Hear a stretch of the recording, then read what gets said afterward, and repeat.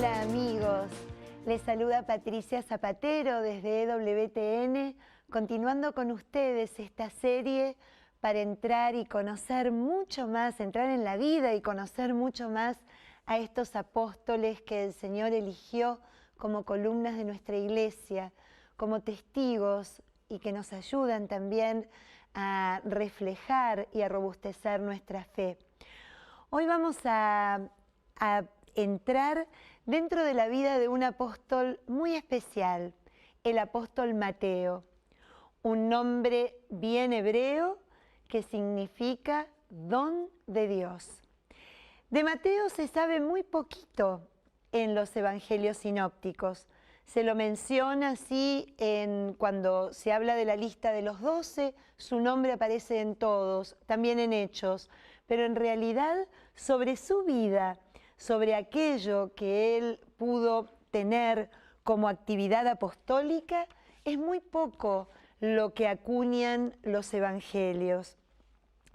Lo que más pone hincapié, tanto a donde más se hace hincapié y donde más se menciona a Mateo, es en su vocación, es en cuando el Señor, después de haber elegido a esos dos pares de hermanos, tanto a Andrés, a Pedro, a Santiago y a Juan, estando en Cafarnaúm, termina y completa el discipulado con el número 5, ofreciéndole ese lugar a Mateo. Y antes de leer, me gustaría hacerles un comentario que tiene que ver con el significado de un rabino y lo que se necesitaba para que ese rabino lleve ese nombre de maestro, ¿no? Un rabino como tal empezaba a hacerlo después que tenía 5 adeptos, 5 discípulos.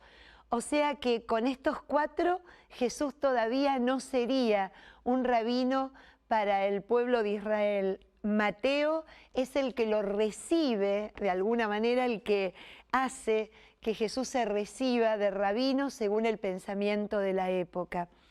Su vocación, que está en su evangelio, del cual después hablaremos, en el Evangelio según San Mateo, en el capítulo 9, en el versículo 9, es preciosa. Y de eso vamos a hablar largo y tendido.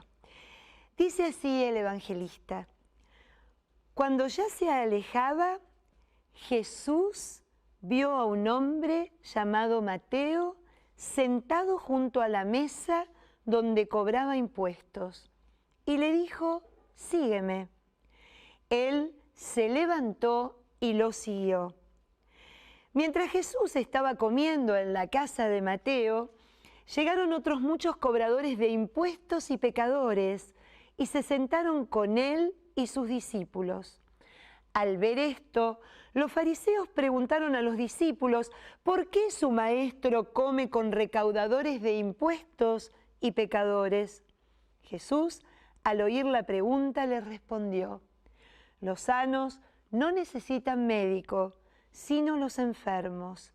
Entiendan bien lo que significa misericordia quiero y no sacrificios, pues yo no vine a llamar a los justos, sino a los pecadores. Esto es todo lo que se menciona de Mateo en el Evangelio, pero es tanto. Primero sería bueno que entendamos lo que significaba la actividad que él desarrollaba en la Jerusalén, en la tierra santa de aquel tiempo. Ser cobrador de impuestos era una actividad, una labor que lo consideraba absolutamente, inmediatamente pecador e impuro.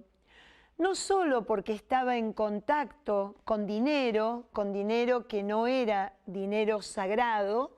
Ustedes recordarán que para, por ejemplo, una persona cuando peregrinaba y quería ofrecer un sacrificio en el templo, tenía que ir con el dinero habitual y cambiarlo por la moneda del templo para con esa moneda poder comprar el animalito, la ovejita, el cabrito, la tórtola, la paloma que iba a ofrecer a Dios en sacrificio. No podía comprarlo con la moneda de curso legal. Bueno, estos hombres, además, todavía no entramos en detalle de lo que significaba ser cobrador de impuestos, pero ya por el solo hecho de que estaban constantemente lidiando, tocando y manejando esta moneda, ya se los consideraba impuros. ¿Y qué significaba ser impuro? Ser impuro significaba estar completamente excluido del ámbito religioso. Alguien impuro no solo no podía acceder al templo, no podía tener una relación normal con nadie, ni siquiera de su familia, porque si una persona se encontraba con otra persona impura y entraba en contacto con él, inmediatamente perdía la pureza que le habilitaba a él o a ella a poder acceder a los lugares sagrados, a donde podía realmente hacer sus oraciones y vivir de acuerdo a la ley de Moisés.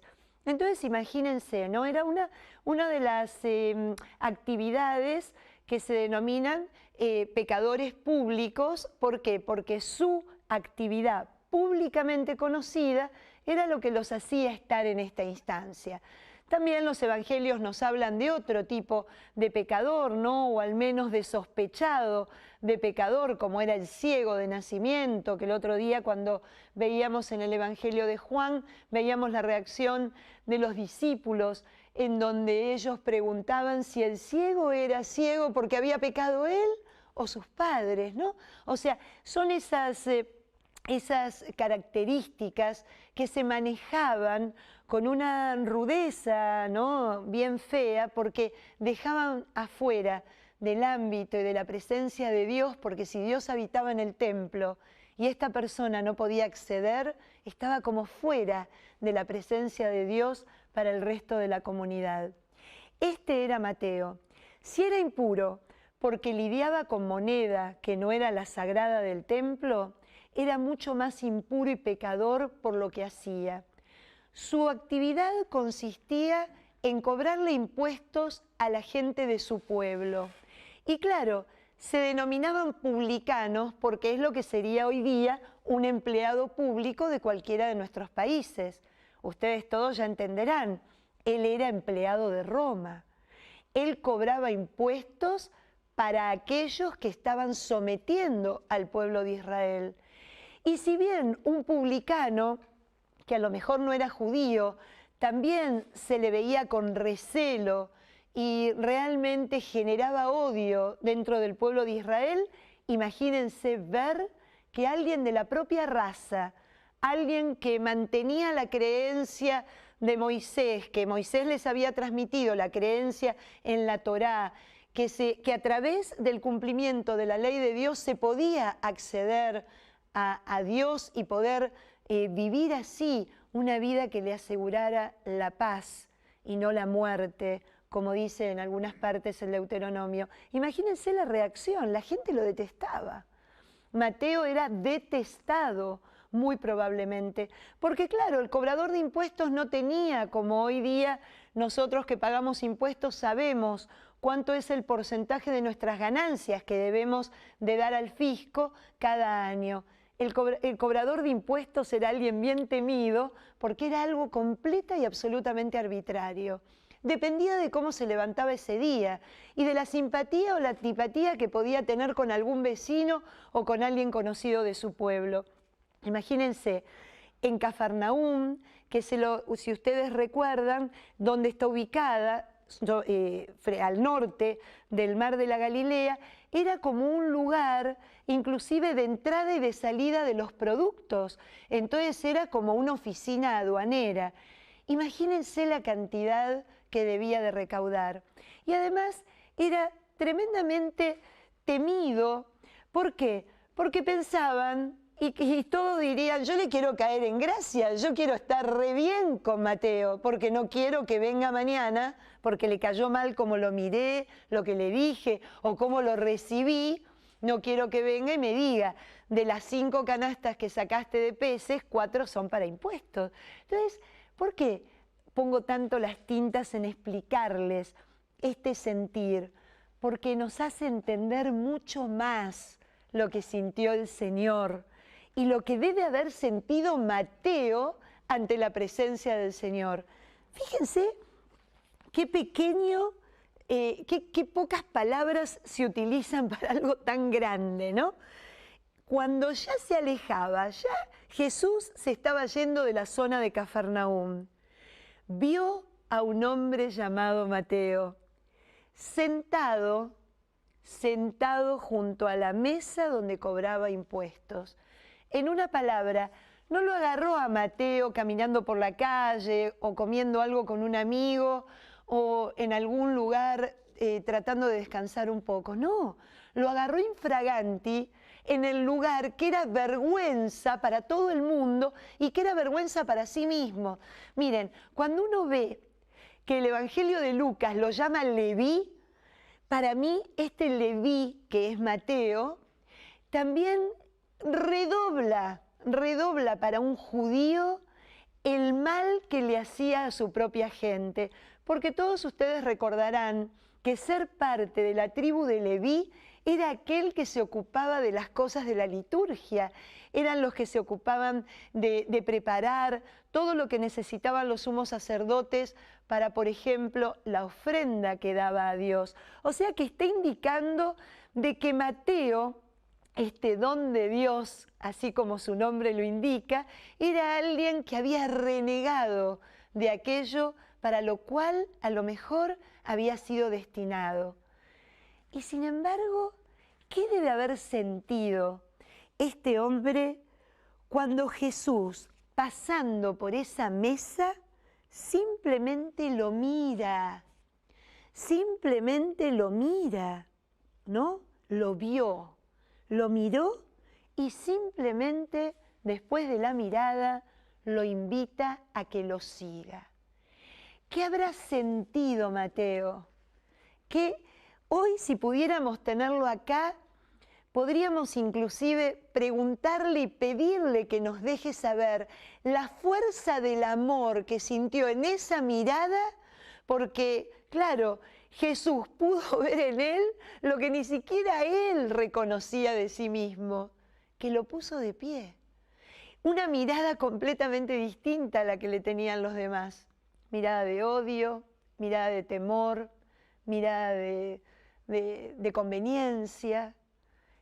Jesús lo miró con tanto amor que esa fuerza lo puso de pie y lo empezó a seguir. Y me encanta en el Evangelio cómo lo cuenta, ¿no? Él se levantó. Cuando uno ve los verbos que utilizan los griegos, cuando habla de levantar y cuando habla de resucitar, nos damos cuenta que son verbos que tienen una misma raíz, que comparten un mismo significado. Porque en realidad este Mateo que se levanta es como que resucita, porque al seguirlo a él comienza una vida nueva. Y qué genial, porque lo celebra. Fíjense que lo primero que hace una vez que sigue a Jesús, lo primero que hace es ir y celebrarlo en su casa, en un banquete donde muchos que se consideraban justos, que se consideraban que no le debían nada a Dios, que estaban perfectamente in good standing, diríamos en inglés, para estar frente a Él, miraban por la ventana y criticaban.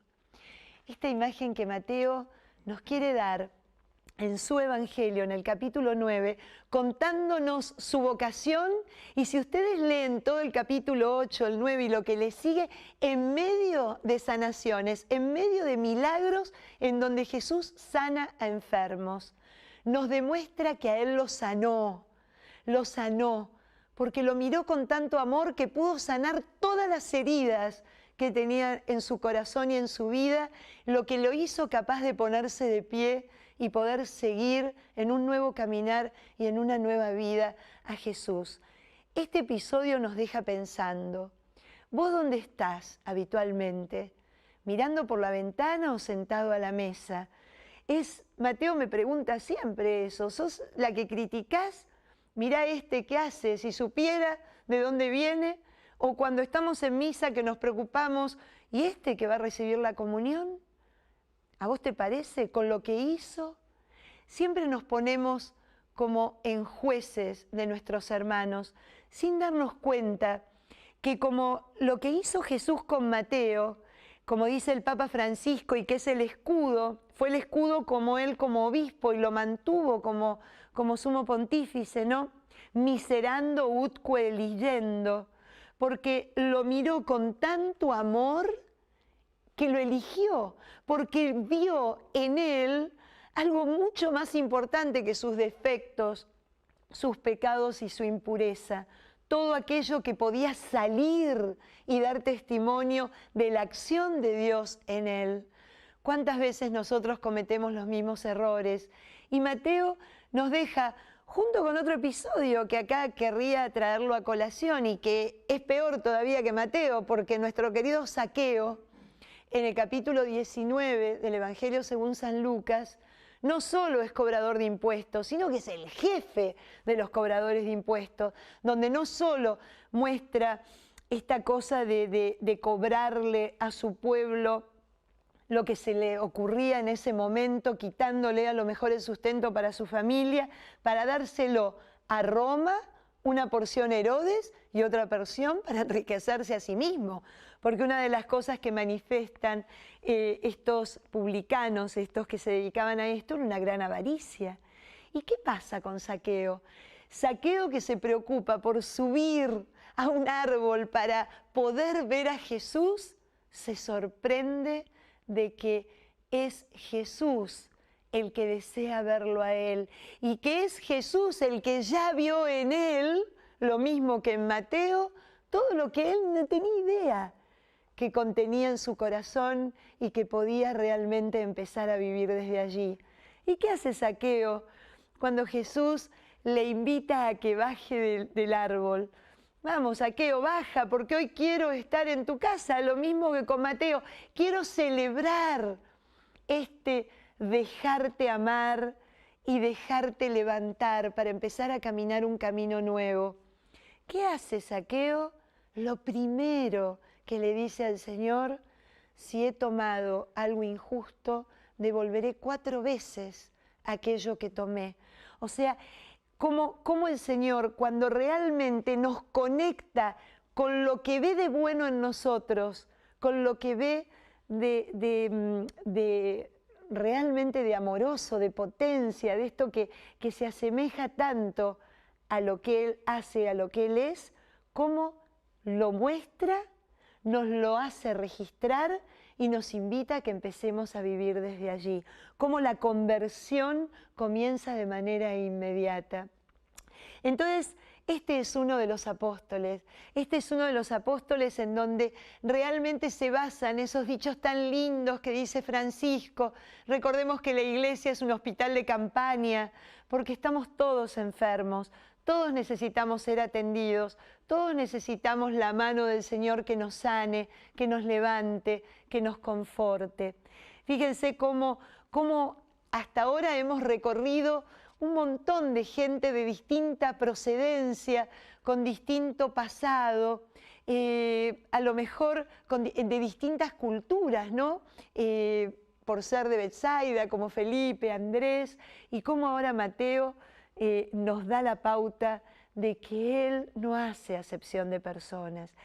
Fíjense ustedes, alguien que también, cuando nosotros tomamos la lista de los apóstoles, vemos que lo menciona la gran mayoría de los evangelios sinópticos, que es otro Simón, que no es justamente Pedro, sino el otro, que es muchas veces conocido como Simón el cananeo, y que a Lucas le encanta poner las tintas en negrita, ¿no? Hacerla más así, más oscura, más oscuro el pasado de la persona, le pone el celote. ¿Y por qué lo contrapongo a Mateo? Porque vemos que Mateo era un judío que por lo que podemos darnos cuenta, reniega de alguna manera de su identidad, de su misión, de aquello que se le había encomendado y se dedica a algo completamente contrario a lo que la ley judía permitía. Pero acá vemos a otro que es lo contrario. Simón, llamado el cananeo o el celote, las dos formas nos indican celo, nos indican pasión, nos indican este celo por las cosas de Dios. Cananeo puede provenir de Caná, que es aquel que es defensor, ¿no? Celoso de sus pensamientos, de sus principios, en este caso de sus principios religiosos. Y celote, como lo pone Lucas, nos demuestra de que él formaba parte de una de las sectas que era frecuentada y muy expandida dentro del pueblo de Israel en el primer siglo, que era justamente aquellos que querían devolver a Israel la identidad que había tenido, pero muchas veces sin medir inclusive los medios, ¿no? Muchas veces apelaban a la violencia. El celote se quería sacar de encima al Imperio Romano y si tenía que matar, mataba, y si tenía que morir, moría, por reivindicar el reinado de Israel y poder realmente vivir ellos como realmente lo eran, ¿no? Como Dios en su centro y sin depender de nadie que los estuviera sojuzgando de alguna forma.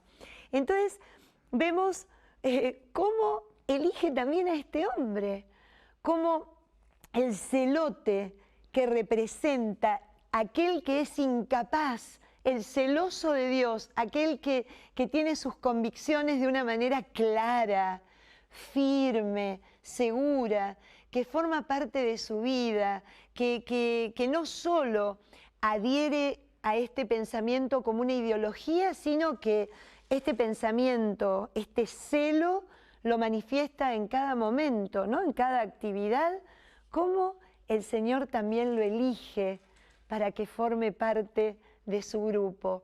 Entonces, hoy estos dos hombres, tanto Mateo como Simón, el cananeo o el celote, nos dan a entender que todos tienen lugar cuando son llamados por Cristo. El Señor nunca va a dejar de llamarnos, ni por aquello que hacemos, ni por aquello por lo cual somos capaces de dar la vida, ni por nuestras ideas o nuestras pasiones. Cuando Él nos llama, se produce eso que se produció en Mateo y que lo podemos ver a lo largo de su Evangelio. El Evangelio de Mateo, si algo me dejó a mí cuando lo pude tener entre mis manos, es, por ejemplo, un llamado especial a mi vida. Yo que vengo de una familia judía por parte de padre y católica por parte de madre, siempre tenía inclinación a leer las Sagradas Escrituras porque me fascinaba. En casa era algo muy cotidiano porque se charlaba sobre el tema y algo que a mí me gustaba, me llamaba mucho la atención. Entonces una compañera mía en el último año de high school o de secundaria me invita a que lea en lugar del Antiguo Testamento, el Nuevo Testamento, que me anime a leer un evangelio. Y justamente el evangelio que leí, que tuve entre manos, fue el Evangelio según San Mateo. Un evangelio escrito por un judío que fue levantado por amor por Jesús y que pudo entender su fe de una manera muy especial, porque si algo nos invita el Evangelio de Mateo, que es como una gran enseñanza, es como el Señor como maestro que nos va preparando para entender cuál es su misión, de qué se trata el reino, cómo poder vivir el reino nosotros y cómo poder propagarlo, ¿no? Cómo hacernos instrumentos de Él. Algo que nos deja bien en claro que la creencia, así como Cristo, el Hijo de Dios, se encarnó para ser el Emanuel, para ser el Dios con nosotros, nosotros también tenemos que tener la intención permanente de vivir con ese Cristo encarnado en nuestra vida. Mateo nos enseña un poco como hablábamos de Santiago el Menor, que el cristianismo, además de proponerlo y propagarlo con las palabras, solo queda bien en claro cuando nos animamos a vivirlo a través de las obras. En una palabra, Mateo nos invita, porque es lo que le pasó a él cuando se puso de pie de su mesa de cobrador de impuestos, no solo convirtió su aspecto religioso, sino que pudo encarnar la mirada del amor en cada aspecto de su vida. Por eso, siempre que nosotros querramos saber si realmente el Señor nos va a reconocer algún día cuando lleguemos frente a su presencia, no podemos dejar de recordar, de meditar en nuestro corazón lo que el Evangelio de Mateo en el capítulo 25 nos explica siempre. Vengan a mí, benditos de mi Padre, porque tuve hambre y me diste de comer, tuve sed y me diste de beber, estaba desnudo y me vestiste, estaba enfermo y me visitaste, estaba en la prisión y me viniste a ver. Y sorprendidos le preguntaremos, ¿cuándo, Señor, te vimos en cada uno de esos momentos? Cuando lo hiciste por el más pequeño de mis hermanos.